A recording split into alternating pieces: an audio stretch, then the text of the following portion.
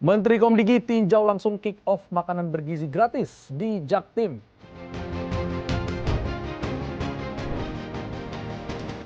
Eksklusif, dialog bersama PCO Hariko Satria.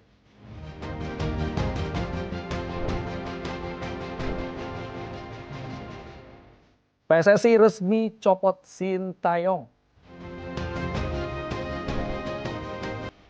Assalamualaikum warahmatullahi wabarakatuh. Selamat malam pemirsa setia Berita Nasional TV. Senang sekali kami kembali menjumpai Anda dan selama 30 menit ke depan kami ajak Anda untuk mengikuti sajian-sajian berita terpanas dan terupdate dari seluruh Nusantara. Mulai dari perkembangan politik, ekonomi hingga isu sosial yang sedang hangat diperbincangkan pastinya. Bersama saya Faris Naufal, inilah Berita Nasional Malam selengkapnya.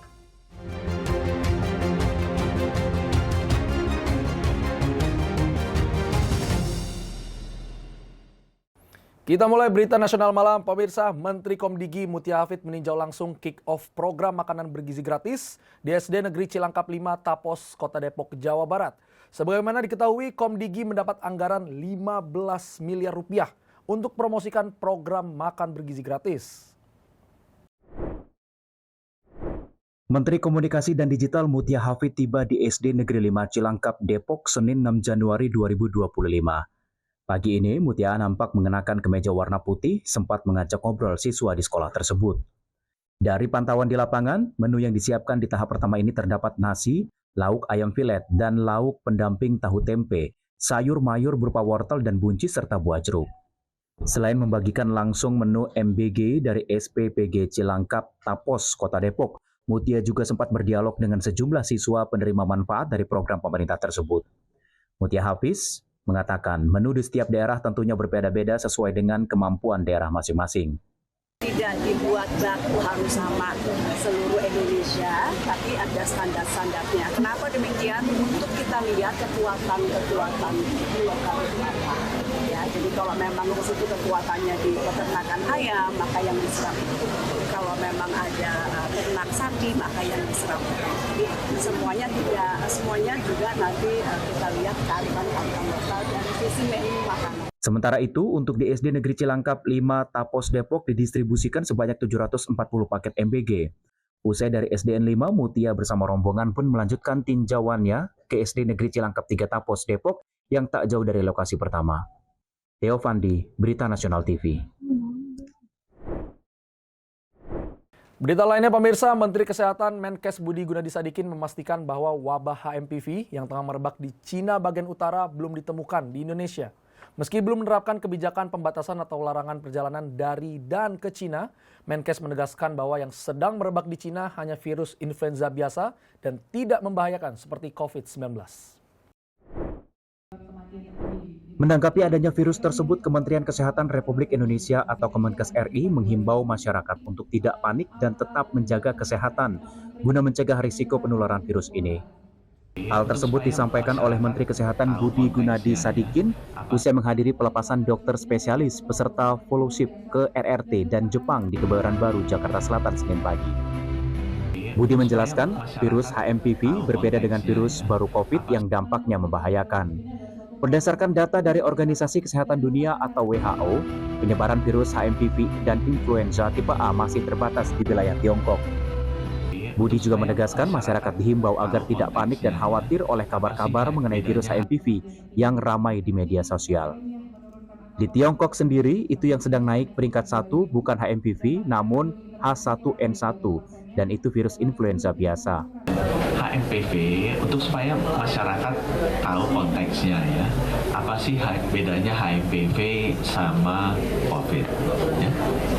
COVID itu virus baru. HMPV itu virus lama, sama seperti virus flu itu virus lama. Apa bedanya virus baru sama virus lama? Kalau virus baru kayak COVID, tubuh manusia tuh belum tahu bagaimana meresponsnya. Akibatnya, kalau dia menyerang tubuh kita bingung bagaimana meresponsnya. Sehingga kemungkinan besar risiko fatalitasnya tinggi. Menteri Pekerja Pelindungan Migran Indonesia P2MI Abdul Qadir Karding mengungkapkan telah mendapatkan dana sebesar 45 triliun rupiah. Dana tersebut untuk membantu pekerja migran Indonesia atau PMI dalam peminjaman, keberangkatan, dan juga pelatihan. Kementerian Pekerja Perlindungan Migran Indonesia Abdul Karding mengatakan dapat kucuran dana sebesar 45 triliun rupiah selama periode 2024-2029. Tahapan dana akan dibagi menjadi 3, masing-masing 15 triliun rupiah. Abdul mengatakan dana tersebut akan digunakan untuk peminjaman, keberangkatan, dan pelatihan bagi para pekerja migran Indonesia. Lantaran ia melihat masalah pembiayaan dan pelatihan untuk pekerja migran. Alhamdulillah atas perhatian dan komitmen Pak Prabowo akan nanti Kementerian PBMI akan mendapatkan komitmen dari pemerintah untuk dana 45 triliun. Yang 45 triliun ini akan tahapannya dibagi 3 kali, masing-masing 15 triliun. Dana ini nanti kita gunakan untuk membantu pekerja migran Indonesia dalam bentuk mungkin pinjaman dengan bunga yang sangat rendah atau mungkin revolving.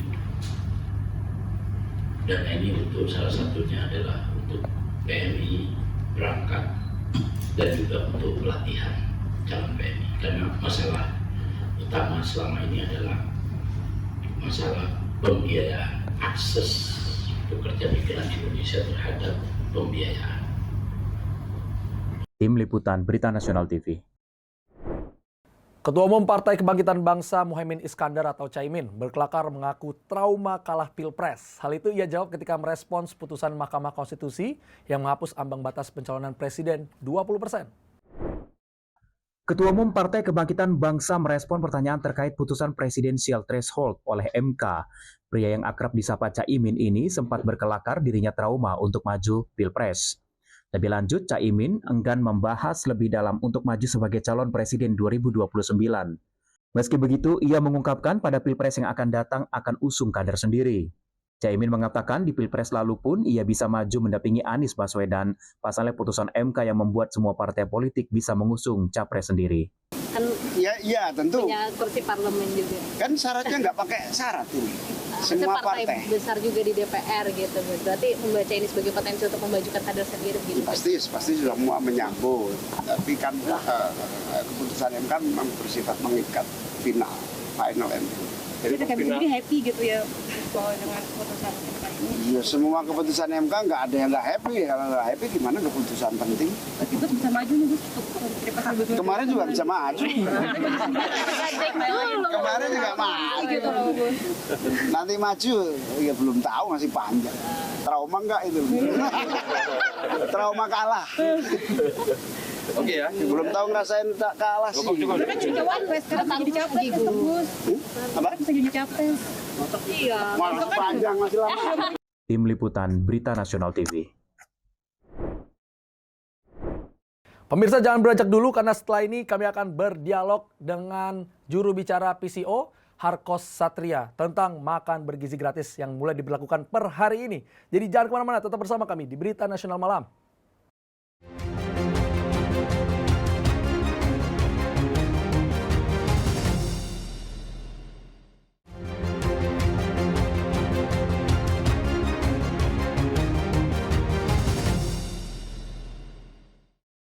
Terima kasih pemirsa, Anda masih bersama kami di Berita Nasional Malam. Dan pemirsa, hari ini, pertanggal 6 Januari 2025, program makan bergizi gratis yang digagas oleh pemerintahan Prabowo Gibran resmi dimulai di 26 provinsi.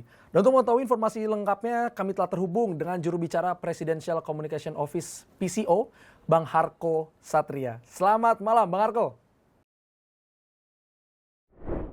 Sehat semua. Ya. Amin. Ya, Bang, nih lagi ramai juga nih, karena ini hari pertama juga makan bergizi gratis. Sudah ada di 190 titik di 26 provinsi, betul Bang ya? Ya, Ya, target untuk tersebar di seluruh Indonesia. Kapan ini, Bang Harko? Silakan. Ya, terima kasih teman-teman di Berita Nasional. Ya, yang pertama kita sangat bersyukur dulu. Ini harus kita syukuri. Artinya apa yang disampaikan oleh Presiden Prabowo bahwa akan ada program makan bergizi gratis hari ini telah dimulai secara bertahap. Ya, jadi tidak menunggu lama. Ini hari ke-78 Pak Prabowo menjadi presiden dan programnya sudah mulai berjalan secara bertahap. Dan jangan lupa, ini program yang pertama kali sejak Indonesia merdeka. Belum ada program pemenuhan gizi yang sebesar ini. Dan kami, saya dan teman-teman, dan tadi kami juga melihat para senior dari anggota Kabinet Merah Putih turun ke lapangan, melihat langsung. Kemarin sore saya juga melihat, ya luar biasa. Sangat terharu melihat kekompakan, kolaborasi dari berbagai pihak untuk memenuhi gizi anak-anak kita ini. Tadi kami juga ke kelas-kelas melihat anak-anak itu bahagia, mereka senang gitu.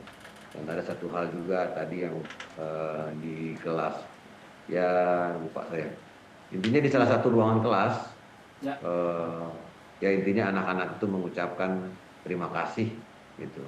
Padahal sebetulnya kan itu uang rakyat juga, uang mereka juga gitu. Ya, dari mereka untuk mereka. Betul, ya, Pak. dari pajak lah uang itu ya, intinya seperti yang disampaikan oleh Presiden Prabowo, uang rakyat ini memang harusnya dirasakan oleh setiap keluarga. Uang rakyat itu ya sampailah ke perut anak-anak kita itu, sampai ke perutnya para pelajar dan para santri. Nah, terkait dengan pertanyaan tadi, memang di tahun 2025 ini targetnya itu 15 sampai 20 juta orang menerima manfaat dari program makan bergizi gratis. 15 sampai 20 juta itu terdiri dari ibu hamil, ibu menyusui, balita, kemudian pelajar, para santri. Nah, selama 5 tahun ditargetkan 82 juta orang menerima manfaat ini. Nah, kenapa? Karena anggarannya, uang negara kita di tahun 2025 untuk membiayai program ini itu sebesar 71 triliun. Nah, gitu. Nah, di tahun 2026 berapa anggaran untuk makan bergizi gratis? Kan pertanyaannya seperti itu. Betul. Berapa anggaran untuk makan bergizi gratis di tahun 2026? Itu kan kita belum tahu. Ya. Itu tergantung jumlah penerimaan negara pada tahun 2025 ini. Asal tidak dikorupsi ya. Asal korupsi bisa kita cegah, penyelundupan bisa kita cegah, narkoba bisa kita cegah, judi online, ada penghematan seperti programnya Presiden hari ini kan, programnya kan penghematan, pengetatan anggaran. Ya. Insya Allah tahun 2026 lebih besar lagi anggaran untuk makan bergizi gratis, sehingga penerima manfaatnya lebih banyak. Ya.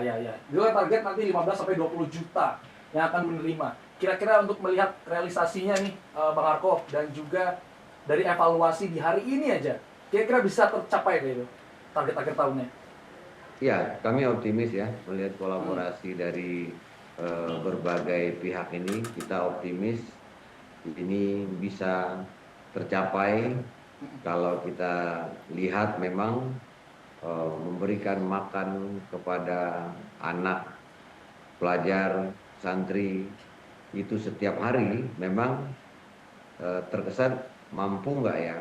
Nah, dan kita yakin kita mampu melaksanakan program ini, karena kalau kita tidak memulai maka kita, anak-anak kita situasinya cukup darurat hari ini, Mas. Jadi misalnya data ya dari pemerintahan kemarin itu kan disebutkan bahwasanya 32% anak Indonesia ini mengalami anemia ya. Kemudian 41% anak-anak kita ini tidak sarapan. 58% punya pola makan yang tidak sehat. Jadi ini harus segera diatasi ya. Pemenuhan gizi ini harus segera diatasi. Ya, tadi waktu kami ke lapangan ya sederhananya ada guyonan-guyonan kan. Ya, Apa itu, Bang? kenapa ya orang Indonesia ini nggak bisa main di klub-klub besar di dunia, di Real Madrid lah, di Barcelona lah. Kenapa kita jumlahnya banyak, namun seperti di bidang-bidang lain kita banyak yang tertinggal. Ya banyaklah harapan-harapan di tahun 2045 itu.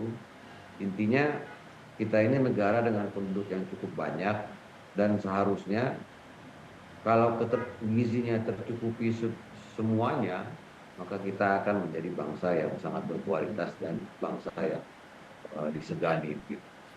Ya, agar memakan sayur dan makan makanan yang bergizi.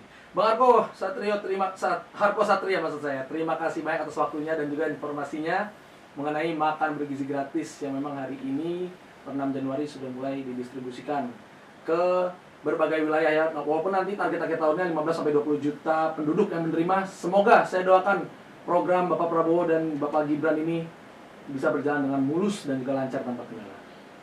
Siap Bang Harko? Iya, terima kasih. Selamat malam. Bang Harko, terima kasih atas waktunya. Pemirsa, itu dia tadi dialog kita bersama dengan juru bicara dari PCO, Harko Satria. Dan jangan kemana-mana, masih ada banyak berita menarik lainnya di Berita Nasional Malam. Tetaplah bersama kami.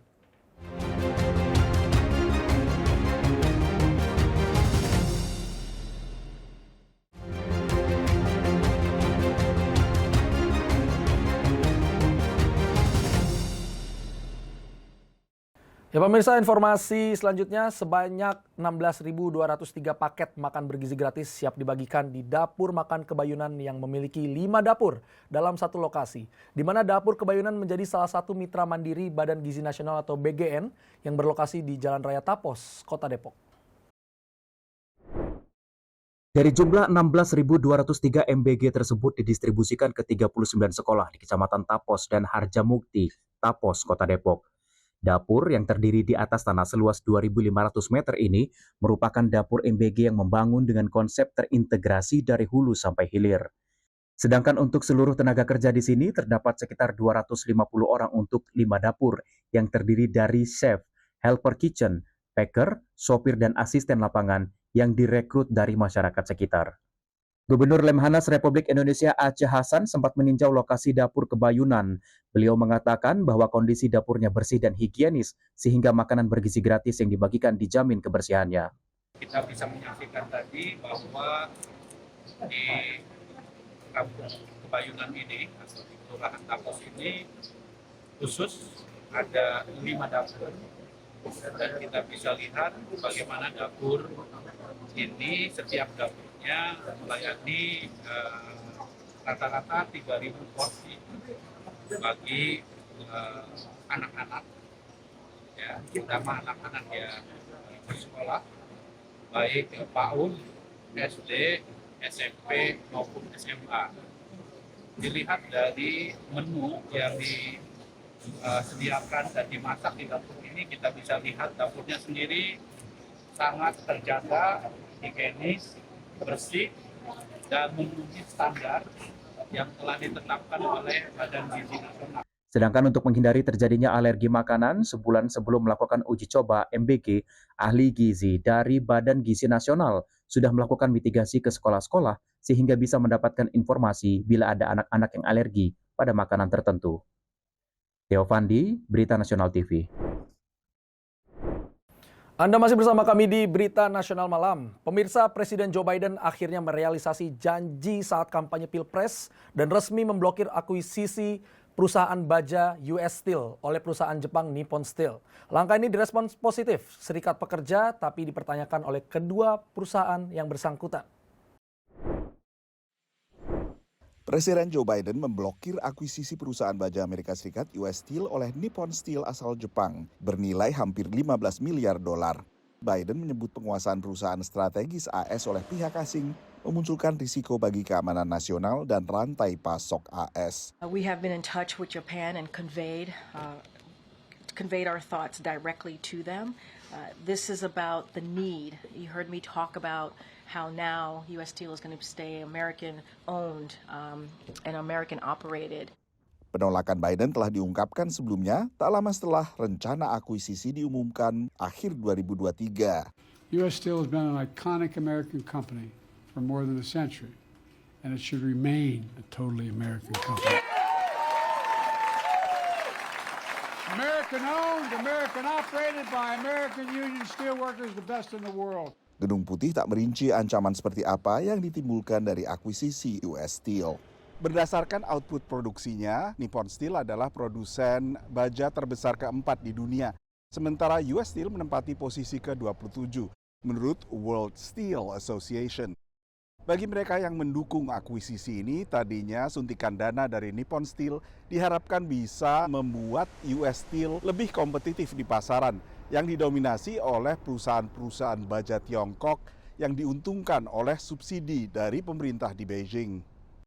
Tapi akuisisi ini juga ditentang Serikat Pekerja United Steelworkers yang saat Pilpres 2024 memberi dukungan kepada Joe Biden. This was clearly a political decision that President Biden had been chewing over for a long time. He is determined to demonstrate that he's going to protect American workers and particularly in the steel sector. Presiden terpilih Donald Trump yang mulai menjabat pada 20 Januari juga menolak akuisisi. Analis menilai pembatalan akuisisi bisa membuat investor asing urung berinvestasi di Amerika Serikat. Bahkan investor dari sekutu dekat dan mitra dagang utama seperti Jepang. Japan is a staunch ally in the Pacific. They have prowess in shipbuilding and in manufacturing, and so we need them. And so allowing them to invest in the United States would make us stronger. Pemblokiran akuisisi US Steel hanyalah langkah proteksionis terbaru dari pemerintahan Joe Biden yang sebelumnya melipat gandakan tarif impor baja asal Tiongkok. Pemerintahan Trump mendatang telah mengancam tarif baru atas produk berbagai negara, meski sebagian analis menilai ancaman ini sekedar taktik negosiasi. Dari Washington DC, Nova Purwadi dan tim VOA. Informasi lain pemirsa, PSSI resmi memecat Sintayong dari kursi pelatih Timnas Indonesia. Kepastian itu diungkap Ketua Umum PSSI Erick Thohir dalam konferensi pers di Jakarta Senin 6 Januari. Ketua PSSI Erick Thohir mengumumkan pemberhentian pelatih tim nasional Sintayong. Sintayong diberhentikan sebagai bagian dari evaluasi oleh PSSI. Erick mengatakan dinamika yang terjadi dalam timnas menjadi perhatian khusus PSSI. Ia juga mengatakan surat pemberhentian telah diserahkan pagi tadi. Erick mengatakan sebagai ketua PSSI mengucapkan terima kasih atas kinerja yang diberikan selama ini. Tentu kita mengucapkan terima kasih kepada kinerja Coach Sintayong selama ini. Dan hubungan saya sangat baik dan kita lakukan yang terbaik untuk program-program yang dikehendaki. Tetapi tentu dinamika daripada tim nasional ini perlu juga menjadi perhatian khusus oleh kami dalam evaluasi. Kita melihat. Ya pemirsa, informasi tadi sekaligus menutup jumpa kita di Berita Nasional Malam pada malam hari ini. Jangan lupa saksikan terus Berita Nasional Malam setiap Senin sampai Jumat pukul 21 waktu Indonesia Barat. Akhir kata, mewakili kru yang bertugas, saya Faris Noval pamit undur diri. Terima kasih atas perhatian Anda, selamat malam dan selamat beristirahat.